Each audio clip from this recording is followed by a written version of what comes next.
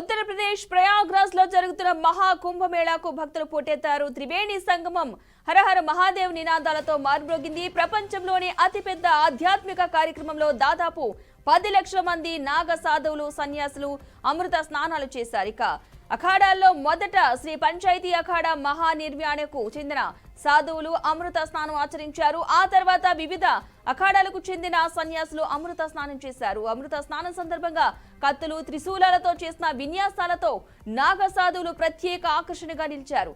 మౌని అమావాస్య రోజున చోటు చేసుకున్న తొక్కిసలాట ఘటన నేపథ్యంలో కుంభమేళా ప్రాంతంలో భద్రతను మరింత పటిష్టం చేశారు. ఇప్పటి వరకు 40 కోట్ల మంది పుణ్య స్నానాలు చేసినట్లు వెల్లడించారు.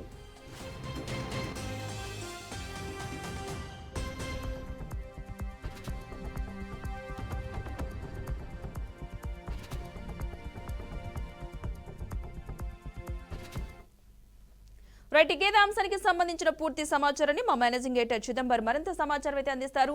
చిదంబర్, పద్మ, ఏదైతే మనం చూస్తున్నామో 40 అంటే ఈ మొత్తంగా చూస్తే మహాకుంభమేళకు సంబంధించి 144 సంవత్సరాలకు ఒకసారి జరిగే ఈ మహాకుంభమేళకు సంబంధించి దేశవ్యాప్తంగా అలాగే ప్రపంచవ్యాప్తంగా హిందువులతో పాటు మిగిలిన రిలీజియన్ సంబంధించిన వాళ్ళు కూడా ఇక్కడ ఒక్కసారి పుణ్యస్నానాన్ని ఆచరించాలనే ఒక ఆశ కానివ్వండి, ఆకాంక్ష కానీ వ్యక్తపరిచిన నేపథ్యం మనం చూసాము. ఆ తర్వాత భారతదేశంలో ఉన్న ఏదైతే ఈ హోలీ డిప్ అనే ఒక పేరుతో ప్రపంచవ్యాప్తంగా జరిగిన ప్రచారం కూడా దేశ విదేశీయులందరినీ ఆకర్షించడము, తద్వారా దాదాపు ఇప్పటికే 40 కోట్ల మంది మహాకుంభమేళ సంబంధించిన ప్రయాగ్రాజ్కి వచ్చి అక్కడ కుంభమేళాలో పవిత్ర స్నానాన్ని ఆచరించినట్టుగా అది అధికారికంగా ప్రభుత్వం కూడా ఆ లెక్కలు వెల్లడించింది.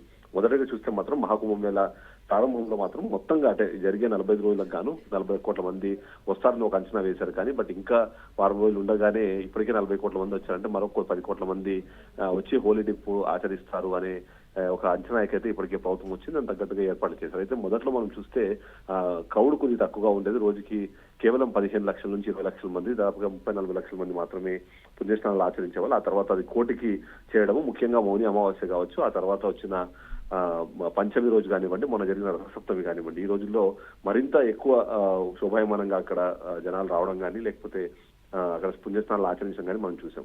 ఇది కంటిన్యూ అవుతుంది. ఇది లేట్ అవుతున్న కొద్ది అంటే ఏదైతే క్లోజింగ్ సెరమనీ దగ్గరకు వచ్చే కొద్ది కూడా ఇంకా జనాలు ఎక్కువ పెరుగుతారు, భక్తులు ఎక్కువ మంది అక్కడికి వచ్చి స్నానాలు ఆచరిస్తారు అనే ఒక అంచనాకైతే ప్రభుత్వం వస్తుంది. దాని దగ్గరగా ఏర్పాటు చేస్తుంది. మౌని అమావాస్య రోజు జరిగిన ఘటన కానివ్వండి, ఆ సందర్భంలో జరిగిన తొక్కిసలాటలో మరణించిన తర్వాత ప్రభుత్వం మరింత కట్టుదిట్టంగా చర్యలు తీసుకోవడము, భక్తులను ఎక్కడి నుంచి వెళ్ళాలన్న దానిపైన సైన్ బోర్డులు కానివ్వండి, మిగిలిన తరహా సౌకర్యాలన్నీ ఏర్పాటు చేసి వాటిని కంప్లీట్ చేయడం మాత్రం ఖచ్చితంగా ప్రభుత్వాన్ని అప్రిషియేట్ చేయాల్సిన పరిస్థితి మనకు కనిపిస్తుంది.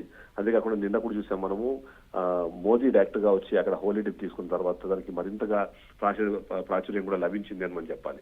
దీనికి అనుగుణంగానే ప్రభుత్వం ఏర్పాట్లు చేస్తూ వస్తుంది. ఈ 40 కోట్ల మంది అన్నదాని అంచనాలను మించి ప్రజలు అక్కడ రావడం కానివ్వండి, భక్తులు పుణ్యస్నానాలు ఆచరించడం మాత్రం ఒక రికార్డుకి అయితే మనం ఖచ్చితంగా చెప్పాల్సిందే. Padma, right, thank you Chidambar. మొత్తంగా ప్రయాగ్రాజ్ మహాకుంభమేళాలో భక్తుల తాకిడి ఎక్కువగా ఉన్నట్టుగా తెలుస్తోంది. ఇప్పటి వరకు కూడా 40 కోట్ల మంది వరకు కూడా పుణ్యస్నానాలు చేసినట్లుగా అయితే అధికారులు వెల్లడించారు.